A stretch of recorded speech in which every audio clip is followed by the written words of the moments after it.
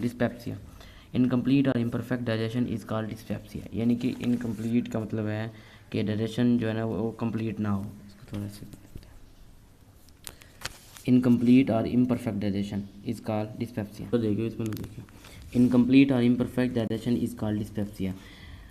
वो डाइजेशन जो कि इनकम्प्लीट हो या इम्परफेक्ट हो, यानी कि मुकम्मल ना की जा सके, उसको उस कंडीशन को क्या कहते हैं? डिस्पेप्सिया कहते हैं। This is not disease itself, ये कोई बीमारी नहीं है, यानी कि ये खुद एक बीमारी नहीं है। It is a symptom of other disorder और डिजीज़, ये दूसरी बीमारियों की एक अलामत है। ठीक है, ये खुद बीमारी नहीं है, दूसरी बीमारियों की अलामत है। अब कौन कौन सी बीमारी हैं? इट्स सिम्टम्स, इसके अंदर इसके जो अलामत कौन कौन सी होती हैं? अब सिम्टम्स आर एब्डोमिनल डिस्कम्फर्ट, पेट का दर्द। ठीक है, पेट दर्द, एब्डोमिन पेट को, डिस्कम्फर्ट दर्द को कहते हैं। एब्डोमिन पेट को कहते हैं और डिस्कम्फर्ट दर्द को। एब्डोमिनल डिस्कम्फर्ट, फ्लैटुलेंस कब्ज़ को कहते हैं, हार्ट बर्न, नोजियाई एंड वोमिटिंग। ठीक है, ये सारी इसकी सिम्टम्स है। हार्ट बर्न यानी कि सीने की जलन होती है बंदे को, यानी कि इनकम्प्लीट डाइजेशन के अंदर, और नोजिया यानी कि मतली मतली सा लगता है बंदे को, एंड वोमिटिंग कहते हैं उल्टी आना, उल्टी यानी कि उल्टी आने को। दीज सिम्टम्स में अक्कर इरेगुलरली, ये सिम्टम्स इरेगुलरली यानी कि बेकायदगी से भी हो सकते हैं। These pattern, there pattern is also different from time to time, इनका pattern different time to time डिफरेंट होगा। यानी कि वो कह रहा है कि कभी एक दिन लगातार होती रहेगी, कब्ज़ होती रहेगी, फ़र्ज़ क्या, ठीक है, कोई सिम्टम, या कभी एक दिन लगातार हो लेगी, फिर 3 दिन का वक्फा आ जाएगा, फिर 3 दिन बाद फिर हो जाएगी, फिर बाद में 2 दिन का वक्फा आ जाएगा। इस तरह इरेगुलरली होती है, यानी कभी कभी होते हैं, कभी वो काजेज ऑफ द डिजीज़ की काजेज तो सिम्टम हो गए थे। तो इनको ना एक तरह से आपने बस ये नहीं कि रट्टा मारना, बिल्कुल दो तीन इस तरह करके इसके सिम्टम याद कर लेना बस, और जुमला लिखना भी लाजमी नहीं। सिम्टम के अंदर क्या लिख दो? सिर्फ abdominal discomfort, flatulence, heart burn, nausea, vomiting. एक दो भूल भी गए तो कोई मसला नहीं है पेपर में, ठीक है, ये जुमला ना भी लिखे तो कोई मसला नहीं। उसके बाद काजेज ऑफ डिजीज़ की काजेज कौन कौन सी हैं? डिस्पेप्सिया, हाँ ये वाले जुमले, ये वाले जो आखिरी जुमले। काजिज और डिजीज़ के काजिज कौन से हैं? डिस्पेप्सिया में occur due to excessive acidity in stomach. Causes कहते हैं वजह, इसकी वजह क्या है? कह रही कि जो इम्परफेक्ट डाइजेशन है, इनकी सही तरह डाइजेशन नहीं हो पाती ना फूड की, वो due to excessive acidity in stomach, stomach के अंदर एक्सेसिव यानी कि बहुत ज़्यादा एसिडिटी की वजह से भी हो सकता है। It is also cause by faulty function of stomach and intestine. Faulty यानी कि फॉल्ट यानी कि गलत फंक्शन, और स्टोमक मैदे का, इंटेस्टाइन का गलत फंक्शन, जब सही तरह फंक्शन नहीं करेंगे तो डाइजेशन क्या होगी? इम्परफेक्ट होगी या इनकम्प्लीट होगी, ठीक है। उसके बाद वो कहता है it is also cause due to insufficient quality और quantity of bile secretion. It is also cause due to insufficient, यानी कि इंसफिशिएंट कहते हैं कम ना, यानी कि ना जो ज़रूरत के मुताबिक ना हो। इंसफिशिएंट क्वालिटी और क्वांटिटी और बाइल सेक्रेशन, बाइल की जो सेक्रेशन हो रही होती है किससे? लीवर से बाइल सेक्रेट हो रहा है, वो उसकी क्वांटिटी सही इंसफिशिएंट होगी, ठीक है, सही तरह मिकदार में बराबर नहीं होगी, क्वालिटी के सही, ठीक है। उसके बाद food poisoning, the illness from indigestion of food containing toxic substance is called food poisoning. ये वो बीमारी है जिसके अंदर क्या होगा? फूड की इनडाइजेशन सही तरह नहीं हो पाएगी। किसकी वजह से जी? उस फूड की वजह से इलनेस होगी इसके अंदर, जो फूड के अंदर टॉक्सिक सब्सटेंसेस मौजूद होंगे, यानी कि इलनेस वो बीमारी, illness from indigestion of food, बीमारी जो कि इनडाइजेशन ऑफ फूड की वजह से होगी। कौन सी फूड की वजह से? कंटेनिंग टॉक्सिक सब्सटेंस, ठीक है, फूड, यहाँ आप दैट लिख दो ना, सही तरह समझ आ जाएगी, ठीक है। इलनेस बीमारी, from illness that occur due to indigestion of food, the illness that occur, वो बीमारी दैट अक्कर जो होती है ड्यू टू की वजह से, इनडाइजेशन ऑफ फूड, फूड की इनडाइजेशन की वजह से, फूड की डाइजेशन ना होने की वजह से।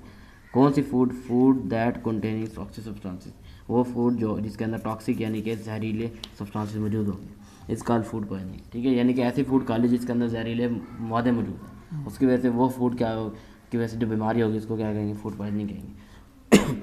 उसके बाद causes of disease, there are following causes of the disease, there are following causes of food poisoning, sorry symptom आएंगे। Symptoms of the food poisoning और डायरिया, ठीक है, वोमिटिंग, देखो वोमिटिंग यहाँ भी है, यहाँ भी होगी।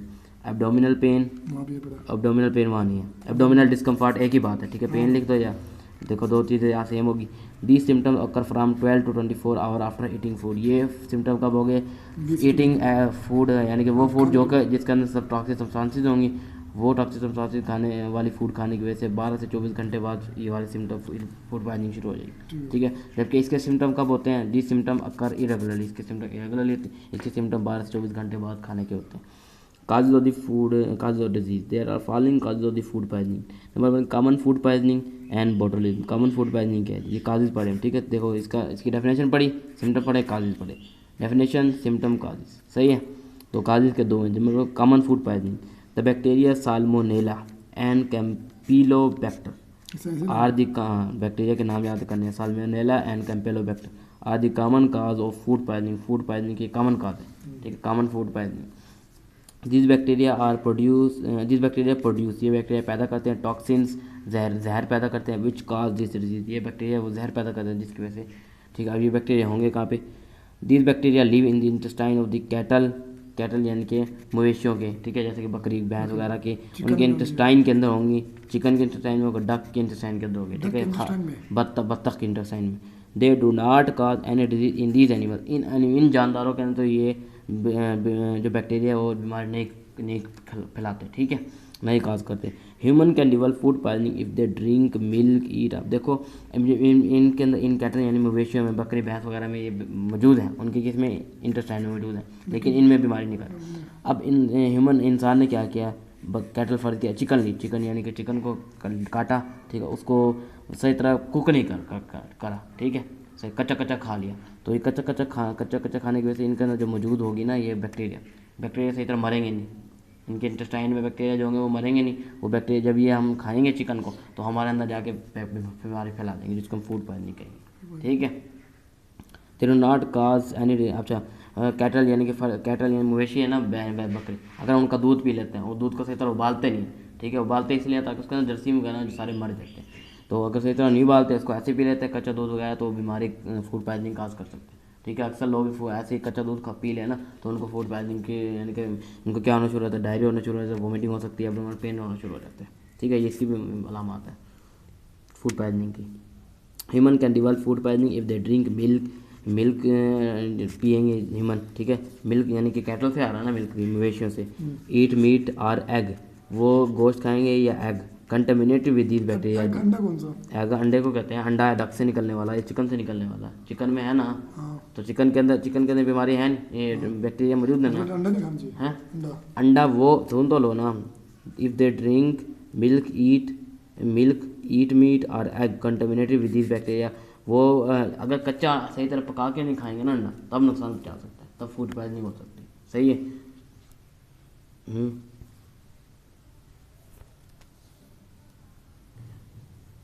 ठीक है. उसके बाद दे डू नॉट का यहाँ पे पहुँच गए थे कि अगर वो ड्रिंक करेंगे मिल्क को, ईट को या एग को, कंटेमिनेटेड आलूदा यानी कि कंटेमिनेट कहते हैं आलूदा विद दीज बैक्टीरिया, इन बैक्टीरिया के वजह से, यानी कि ये बैक्टीरिया इनके अंदर मौजूद होंगे.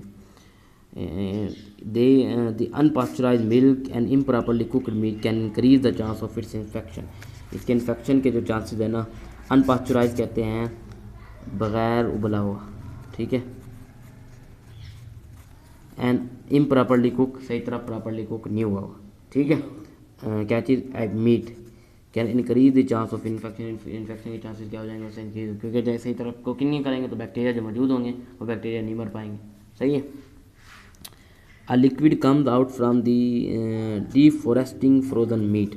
जब फ्रीज, एक तो हमने मीट को फ्रीज़ किया, उसको जब वो डीफ्रोस्टिंग हो रहा होगा, ठीक है, डी फ्रीज हो रहा होगा, यानी कि जब पिघल रहा होगा, जब हम फ्रीज से निकाल के बाहर रख देते हैं किसको, गोश्त को, तो उसके अंदर पानी निकल रहा होता है. उसकी बात कर रहा है कि liquid comes out from the defrosting frozen meat. जमे हुए मीट से जो मीट पिघल रहा होता है उससे लिक्विड कम आउट करता है, निकलता है. This liquid contain salmonella bacteria. Liquid में साल्मोनेला बैक्टीरिया होता है, ठीक है. जो हम ये बकरी रखने देते हैं, गोश्त वगैरह निकालते हैं बाहर, तो उसके अंदर लिक्विड निकल रहा होता है. उस लिक्विड के अंदर क्या साल्मोनेला बैक्टीरिया हो सकता है. The dishes and other utensils must not allow to come in contact with meat during defrosting. तो डिफ्रोस्टिंग यानी पिघलने के दौरान में जो बर्तन वगैरह है उनको उनका कंटेक्ट नहीं करना चाहिए. Must not allowed to come in contact, वो उनको उसके साथ नहीं लगाना चाहिए, गोश्त के साथ, ठीक है, बर्तन वगैरह को डिफ्रोस्टिंग के दौरान में, सही है, समझ आई है. Botulism is a sewer form of food poisoning. Botulism क्या है, सीवर फॉर्म, ठीक है. अब ये वो कॉमन फूड पॉइजनिंग है, तो उसकी दूसरा काज कौन सा है, बोटुलिज्म सीवर फॉर्म है. सीवर यानी कि सख्त हालत, और फूड पॉइजनिंग ठीक है, यानी कि सख्त ज़्यादा कंडीशन है। It is cause by toxin produced by bacteria call clostridium botulinum. वो किसकी वजह से था? Salmonella and campylobacter. ये रट्टे मारोगे आराम से याद हो जाएंगे, ठीक है, जिस तरह आपने वो ग्लैंड याद किया ना, sub medullary sub parotid gland.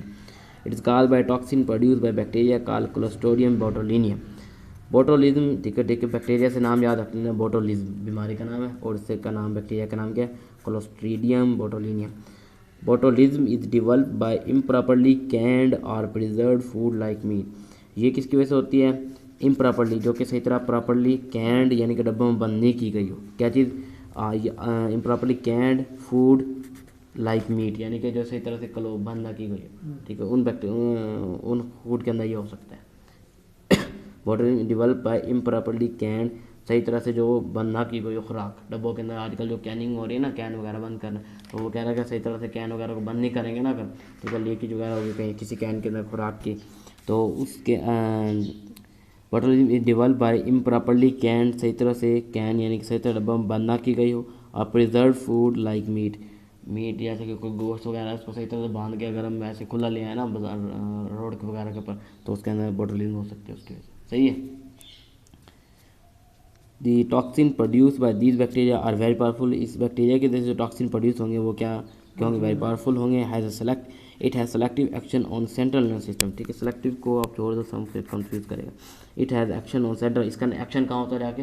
Central nervous system के ऊपर, हमारे दिमाग के ऊपर जाके, ठीक है। इट कैन काज रिस्पायरेटरी और कार्डियक पैरालिसिस। इसकी वजह से क्या हो सकता है? रिस्पायरेटरी या कार्डियक यानी कि दिल का पैरालिसिस हो सकती है, ठीक है, फारिज हो सकता है।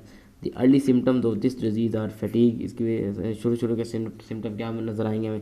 थकावट नज़र आएगी, थकावट होगी। डिजीनेस यानी कि चक्कर आएंगे। डबल विजन यानी कि डबल नज़र आना शुरू हो जाते हैं बंदे को, क्योंकि आँख के चक्कर आ रहे होंगे ना। हेडेक यानी सर में दर्द होगा, nausea, vomiting, diarrhoea and up down, ये वही वाले हैं, ठीक है, मेन जो सिम्टम है। सही है। तो उसके बाद वो कहता है कि obesity, the condition in which a person has abnormal amount of fat on the body. वो कंडीशन जिसके अंदर एक पर्सन के ऊपर मौजूद होती है एबनॉर्मल यानी कि नॉर्मल से ज़्यादा अमाउंट ऑफ फैट, यानी कि अमाउंट ऑफ फैट मौजूद हो, ज़्यादा नॉर्मल से ज़्यादा फैट होगी ना बॉडी के अंदर। The condition in which a person has abnormal amount of fat in the body is called obesity. वो कंडीशन जिसमें बॉडी के ऊपर एबनॉर्मल अमाउंट ऑफ फैट होगी। काज इसके if a person eat more than his body requirement, अगर एक person अपनी body की रिक्वायरमेंट से ज़्यादा खाता है, ठीक है, ईट द सरप्लस फूड, जो एक्स्ट्रा फूड होगी इस स्टोर हो जाएगी एज फैट की फॉर्म में, ठीक है। जो एक्स्ट्रा फूड है वो किस में स्टोर हो जाएगी? जाके फैट की फॉर्म में। सो ही बिकम ओवरवेट और बीज, तो वो ओवरवेट हो जाएगा या ओबीज यानी कि मोटा हो जाएगा, ठीक है। और मोटे को क्या कहते हैं? ओबीज कहते हैं। The fats are stored in the adipose tissues in the abdomen around के। फैट कहाँ स्टोर होंगे जाके? कौन से टिश्यूज में? एडिपोज टिश्यू में, ठीक है। एडिपोज टिश्यू कहाँ पे होंगे? एब्डोमेन में होंगे, अराउंड द किडनीज होंगे, किडनी के इर्द गिर्द होंगे, एंड अंडर द स्किन के अंडर में, ठीक है। Fats are stored in the adipose tissue, जो हमारे पास जो एक्स्ट्रा फैट्स होंगे कहाँ स्टोर होंगे? एडिपोज टिश्यू यानी कि चर्बी वाले टिश्यूज़ में। चर्बी वाले टिश्यू कहाँ होंगे? एब्डोमेन में, अराउंड द किडनीज होंगे, एंड अंडर द स्किन होंगे। फॉर्मेशन ऑफ एडिपोज टिश्यू, ठीक है। ये एडिपोज टिश्यू बनता है किस तरह? जो एडिपोज टिश्यू में जाकर स्टोर हो जाता है ये सारी फैट वगैरह हमारी, कैसे बनते हैं adipose tissue? Certain cells accumulate drops of fats in their cytoplasm. कुछ सेल्स होते हैं वो कह रहा है कि वो एक्युमुलेट जमा करते हैं फैट्स के ड्रॉप्स इन देयर साइटोप्लाज्म, अपने साइटोप्लाज्म के अंदर, ठीक है। कुछ फैट्स होते हैं हमारे पास, ठीक है। वो कह रहा है कि देखो ये सेल है ना, ठीक, सेल का ये न्यूक्लियस आ गया, वो कह रहा है ये साइटोप्लाज्म है ना इसके अंदर, तो कुछ सेल्स होते हैं वो अपने साइटोप्लाज्म के अंदर क्या ड्रॉप्स फैट्स के ड्रॉपलेट जमा करना शुरू कर देते हैं, ठीक है। तो ये सेल ऐसा फैट से भर जाते हैं, इसके साथ और सेल्स होंगे, तो कई सारे सेल मिलकर क्या बनाते हैं? टिश्यू बनाते हैं, पता है ना।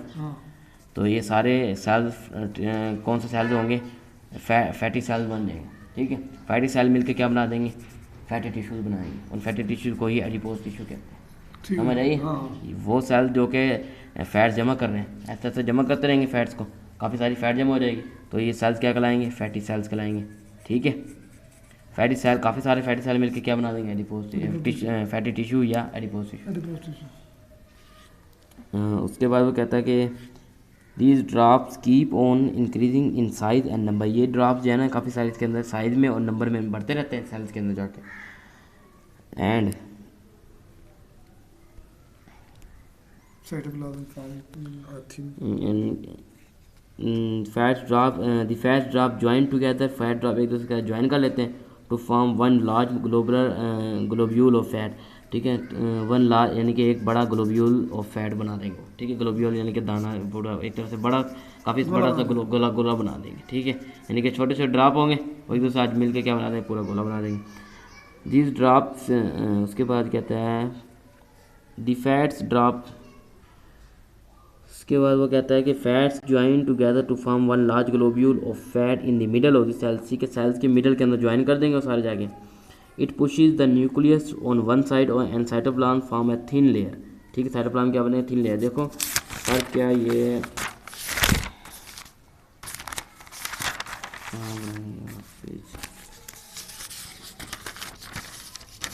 ठीक है, ये सेल था ना, ठीक है, ये सेल के अंदर फैट्स छोटे छोटे ज्वाइन करने चाहिए, ये सेंटर पे न्यूक्लियस मौजूद था, ठीक है, ये फैट ज्वाइन करें।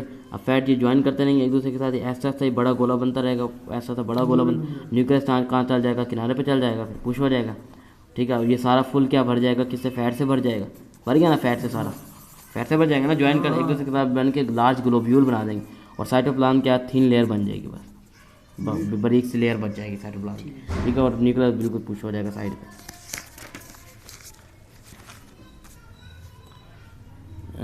It pushes the nucleus to one side and cytoplasm form the thin layer.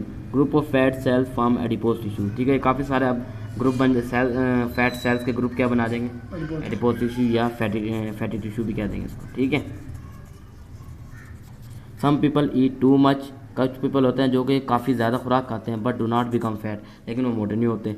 Some person become fat, कुछ पर्सन मोटे हो जाते हैं when they take a small amount of excess food then their requirement, अगर वो अपनी requirement से ज़्यादा थोड़ी सी भी खुराक खा लेना तो वो मोटे हो जाते हैं। कुछ बंदे होते हैं जितना मर्जी खाते रहें, ज़्यादा भी खा लेना वो मोटे नहीं हो पाते, लेकिन कुछ होते हैं लेकिन वो कुछ होते हैं कि अगर वो अपनी थोड़ी सी अपनी खुराक या फ़र्ज के 2 रोटियाँ ना, अगर उन्होंने 3 रोटियाँ खाना शुरू कर दी ना वो मोटे हो जाएंगे, लेकिन कुछ होते हैं जिनकी खुराक 3 रोटियाँ वो 4 भी खाना शुरू कर दें तो वो मोटे नहीं हो पाते। तो वो कह रहा सो दी ओबेसिटी इज हेरिडिटी करेक्टर है, ये ओबेसिटी जो है ना मेनली क्या चीज़ है, हेरिडिटी है, विरासती तौर पर, यानी कि एक का अब्बू मोटा है ना तो वो बच्चा भी मोटा होगा, ठीक है, ज़्यादा चांसेस यही होंगे, हेरिडिटी करेक्टर मोस्टली होता है। It depends on balance of certain hormones, ये कुछ हार्मोन्स के बैलेंस पे भी डिपेंड करता है, ठीक है, एक तो हेरिडिटी करेक्टर, दूसरा balance of hormones. Effect of obesity, obesity का इफेक्ट्स क्या होंगे बॉडी के ऊपर, यानी कि बॉडी के ऊपर। एन ओबीस पर्सन, मोटा पर्सन कैन सफ़र फ्राम, यानी कि उसको असरअंदाज हो सकता है फ्राम हाई ब्लड प्रेशर, यानी कि बीमारी, बस बीमारी के नाम लिखना है आपने, कौन कौन सी बीमारी हो जाएंगी, उसको हाई ब्लड प्रेशर का मरीज़ हो जाएगा, वो हार्ट डिजीज़, हार्ट का बीमारी हो जाएंगे, डायबिटीज़ मेलाइटिस यानी कि शुगर, ठीक है, जिसको हम आम शुगर कहते हैं, डायबिटीज़ मेलाइटिस हो जाएगा उसको, एंड स्टोमक डिसऑर्डर और मैदे के डिसऑर्डर भी हो जाएंगे उस बंदे को।